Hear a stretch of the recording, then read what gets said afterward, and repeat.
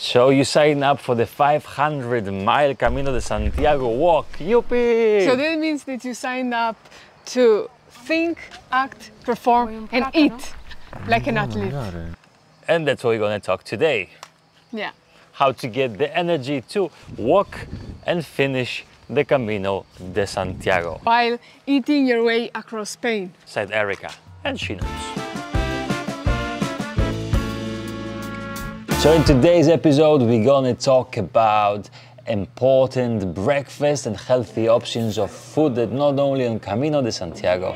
Also about the 5 must-try dishes on Camino de Santiago. If you're not into food, water is the subject, so where to get it, how to drink it, and the big battle between Camelback and water bottle. And to finish it up, we have another tasty subject, which is the tradition of a stone, which has to do a lot with letting go. Yeah, let's go. Let's go. And the best 5 dishes in Spain. Okay. So the 5th one will be 5 must-try dishes on Camino de Santiago. tortilla. I will start with tortilla, yeah, because you can eat it on any part of the day. Breakfast, lunch, dinner, snacks, midnight snack. Sounds like a song. Yeah, anytime. And you even find restaurant and bars specialized only with tortillas. But then you ask yourself, what is this tortilla? What is this tortilla? This is simply an omelette made with potatoes and eggs. And then you can add to that a little bit of onions, chorizo, peppers. They even do it, they cut it in half and they fill it inside. Amazing. Amazing! I have goosebumps. I have to try it. Anyways. 4. Croquetas, another of my favorites. I love croquetas. So it's a deep fried bowl made of bechamel and then other ingredients. The classic one is ham croquetas. But you can find truffle croqueta, cheese croquetas, clams, squid, peppers, anything. For me, it's important. It's like a dish you can actually share with friends and family. I don't share croquetas. And it's nice, you know, on the go. It's not really healthy though, but it's not healthy. Sometimes the good things are not really healthy, no? And I love trying them from every places. Every place I need to ask for croquetas. And they need to be running. Once you cut in half, all the bechamel needs to go out. That's Amazing. a long story. You must try it. Number 3. It's another whole subject of the pincho culture. Because Spain is one of the unique places where you actually can have a little bit of different things and then maybe even share it with others. But there's a big difference of pincho and tapas, okay? So the pincho will be individual canapé. Like finger food. Sometimes really fancy. And then the tapas, which is also something really common, will be like a plate. Small dishes. Yeah. Small little dish that maybe you can share with others. And depending on the place that you are, you can find so many different varieties. Like la morcilla de Burgos, or el pincho de Calle Laurel. Oh, anyway, Erica burned her face. I burned my lip and my tongue. With one of those pinchos, and she loves that moment forever. So, cannot miss the pinchos and tapas, guys. Where can you find them? Where is most typical? Actually, pincho comes from the Basque country, so the region of Navarra, of Pamplona. There is few places over there that I'm not even mention, but there are. And then the Logroño, and then Burgos, and León, and everywhere. You are gonna be... So, don't miss the pinchos and tapas, guys. Not at all. Should we go to number 2? Yeah, let's go. So, cannot be different than talking about the second best Camino food. In front of the green warehouse would be Pimiento de Padrón. Which are the green peppers from the village called Padrón in Galicia. These are the small green peppers which are fried and then you put rock salt on top. So simple, but so amazing. It goes with everything. Accompany side dish for everything. And you know what I mean?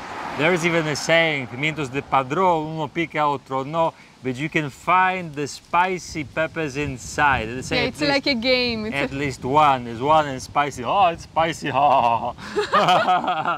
And it's really good. You know, sometimes the veggies have character, and this is one of those character veggies that can go on its own.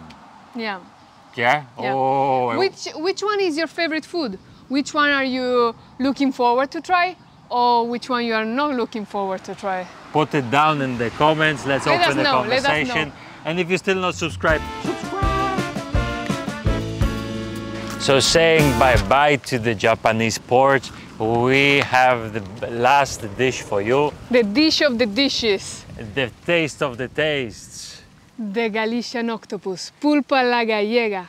It's tender octopus on a bed of potatoes with paprika, rock salt and olive oil. Amazing! Amazing! You can find it absolutely anywhere. Remember, closer to the sea, the better. Closer to Galicia, the better. Better. And yeah, it's good to share with others. It's good to it's good to eat it on your own. For many, considered one of the best things to eat. Yeah. Especially on Camino de Santiago, it tastes a glory when you do 60, 40 or 25 kilometers and you get to the place and you just have it. Yeah. You may not be into octopus, but go out of your comfort zone and try it.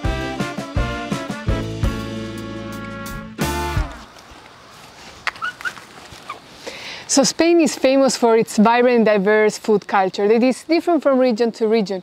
From the amazing seafood in Galicia, the pinchos in País Vasco, tortilla, croqueta, caldo gallego, paella. But now we are gonna focus on the healthy options for breakfast. I'm gonna have a bite. You're gonna have a bite. Yeah, of course.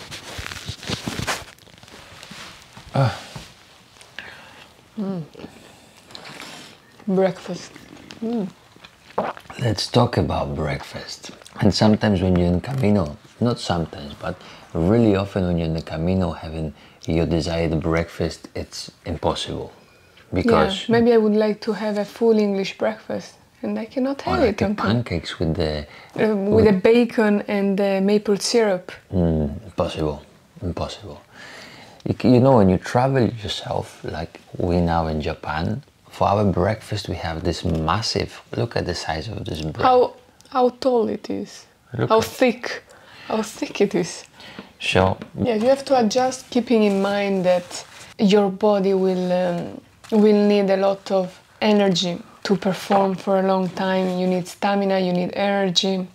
A thing in mind, too heavy breakfast in the morning, it's a really slow walking. Yeah, it makes you heavy, you have to stop. Too light breakfast in the morning, it's a recipe for fainting, as well as having another breakfast. There's plenty of shops, you can go inside of any supermarket, choose your preferences. And there is one which I really love in Spain especially. They're called fruits. Fresh fruit. Fresh fruits. Erica loves fruit. Yeah. Spain is famous for its oranges, so don't skip your daily orange juice. Yeah, orange, even orange juice, natural orange juice, you find it everywhere and it's really good. So now it's time for the breakfasts. Yeah. What to choose exactly? For me the most important is to be like proteins, which can mean chicken, pavo. What is pavo? Turkey. Chicken, turkey, cheese, yogurt, carbohydrates like a toast, whole wheat toast, healthy fat like olive oil and nuts. I'm not really the guy of proteins or carbohydrates, to be honest. I go by what's ever visual to me. So, so there would be a toast with ham and a glass of orange juice. That would be something for me. I think the coffee is also a main factor of the day. Yeah, but why does mine has all this on top? It doesn't, baby. I cannot drink it. It doesn't. No, it's only foam. About the healthy breakfast and the healthy routines, we are so excited to tell you that In May and September 2024, we have a retreat where we are gonna explore all these healthy habits that you need to incorporate, that you should incorporate in your daily life during Camino, and maybe even after. And maybe even after this, 3 nights, 4 days retreat just on the first stage on the Camino Frances in Saint-Jean-Pierre-de-Port.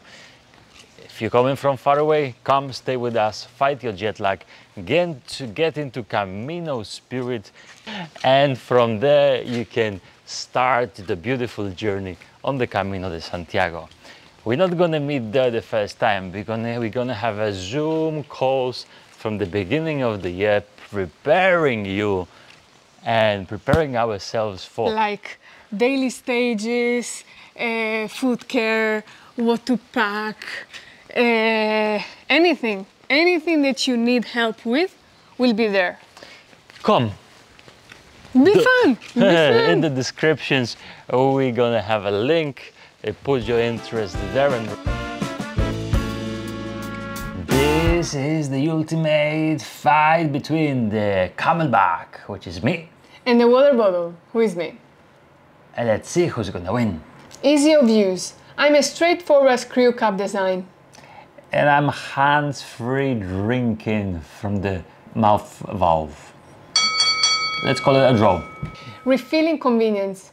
I'm easy to refill. You just screw the cap and you fill it up. It's a bit more complex for me because you will have to take me out, open the reservoir, fill it up, close the reservoir, stick it into the backpack. Okay.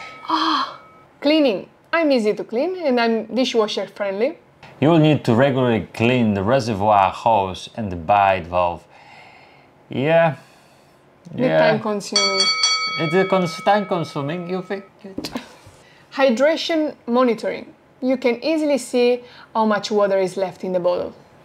You will regularly need to check it out how much water is left in the camelback because it's not really shown. Capacity. I have different sizes available. I have different big sizes available. 1, 2, 3 and more. Weight distribution. The weight is mainly carried in my hand. The weight is easily and nice distributed all over the backpack. Resistance. I'm quite resistant to time and fold. Probably you will have to pick a bit more expensive camelback to have a full assurance that it will survive any puncture. Most likely the bottle would be the easiest thing to use. Those bottles that we have nowadays are really cool. There is BPM free, so they're like healthy. You can even put the ice inside and nothing's gonna happen to them, and they last forever. If you go for camelback though, please don't get those cheap versions because they can easily break. It not only make a mess inside of the backpack, but also the water might not go out. That's number one. Yeah. For many people, the camelback and sucking things all the time, it actually provokes them to drink more water. Yeah, because you always have it readily available there. Which is good, which is bad, it all depends on you. But now the question of the day, water on Camino, is it easy to get? It depends on which route you are. But for example, on French route, you can easily find it every now and then. You have fountains, you have bars, you can fill it up in albergues. Tap water is safe, unless stated otherwise. You can go to the bars, you can ask for the tap water to refill. You can even buy yourself a bottle of mineral water. They have plenty. But there are many places in the mountains, they have a really clean, beautiful water. And if it's written safe to drink, go for it because it's just a good flavor. It's water. How can it have good flavor? Because sometimes it can be used with chlors and you can feel it. And, you know, you have a palette. It's called the sommelier of water. Palette. Color palette. Ah, color palette. No. It's a sommelier of water, baby. How much should you carry? How much water should you carry? It depends on the time of the year. If it's summer, definitely take more.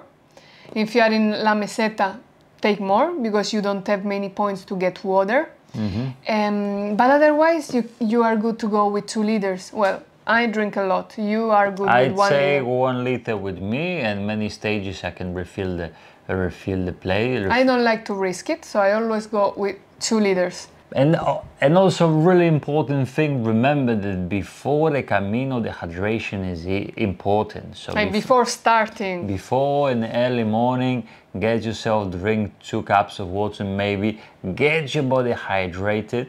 And then if the day was long and if you feel that your body needs some water, go for more water. But also good to get these drinks like Aquarius, which refills all the mineral that you are losing while walking with sweat, and it's really good to replenish your body. To be honest, I like to refill those microelements with a nice little beer.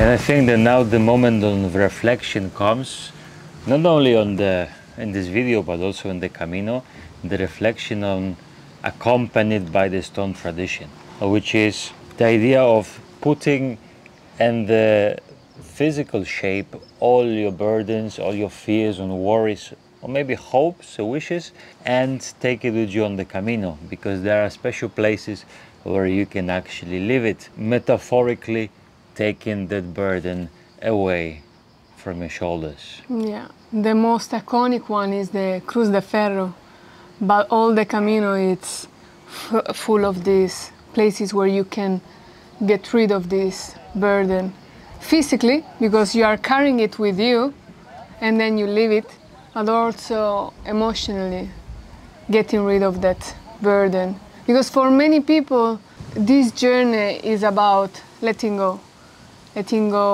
anger, grudges, pain. Many reasons there actually, that not only, and I would rather say mainly, there is not a beautiful or happy reason to go and walk Camino de Santiago, to endure 500 miles, you know. It's painful, so why? There's something behind. And this idea behind you, sometimes you can put into stone and take it with you. Some people take ashes, some people take little toys, child's toys, because of the other stories they have. So, depending on the subject that one has. I remember the Cruz de Ferro, we went there. It's a beautiful stage next to Fonsebadon. So in the morning, if you wake up, you go, and there are queues of people just sitting there, meditating there, crying there. And it's like people approach this Cruz de Ferro, this area, like with reverence. They get even anxious, no, the day before, because you are approaching it. It's a moment like, it marks the before and after, like a threshold. A threshold where you keep going after this point lighter. And that actually comes to this subject of letting go, which we have in our journal. And it's good to ponder about it. It's good to ponder about what is that it's heavy on your shoulders. It's good to have an idea why you walk in the Camino, if there's anything that you can get rid of, or maybe simply accept and understand. Transform into something else also. Letting go. In order to fully step into the threshold of a new you and a new life, it is essential to cultivate the art of letting go. Free yourself from the burdens of the past, shed the weight of attachments, and embrace the beauty of impermanence. Below that, there are 2 exercises that you can actually do, and it can help you to enhance this process. And there are many other things that you can find in the Journey Within journal for Camino de Santiago, which is available probably all over the world. It's a beautiful little friend that can accompany you in a deeper understanding yourself and others. So they head to the description, there is a link that will allow you to get one of these. And remember, please leave the review because we like reviews.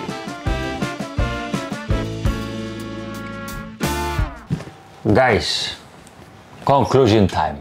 That means that wherever you are, eating good, eating healthy, and drinking good water is important. It could be different in the countries like Japan, where we are, maybe in Spain if you're from somewhere else, but with a little bit of research, a little bit of goodwill, you will find your way. Yeah? Yeah. Let's close this thing. Yes, let's go. Guys, it was a pleasure to tell you, to take you on this little journey of Japan. We still have another 1,000 kilometers to go, many podcasts to do, so bye!